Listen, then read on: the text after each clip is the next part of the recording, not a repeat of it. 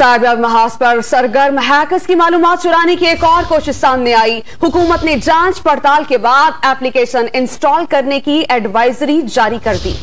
बात करेंगे don news के नुमाइंदे ताहिर शेरानी से। ताहिर बताएगा हुकूमत की जानिब से क्या एडवाइजरी सामने आई है? जी देखिए, हुकूमत ने हैकर्स की मालूमात चुराने की सरगर्मियों से खबरदार कर दिया है। तमाम वफाकी वजारतों, डिवीजन और सूबाई चीफ सेक्रेटरी समेत मुतल्लिका हुकाम को एडवाइजरी भिजवाई गई है। एडवाइजरी में जांच पड़ताल के बाद ही एप्लीकेशन इंस्टॉल और एप्लीकेशन के इंस्टॉल करने में जल्दबाजी न करने, जबकि मुफ्त दस्तयाब एप्लीकेशन को डाउनलोड करते वक्त एहतियात बरतने का कहा गया है।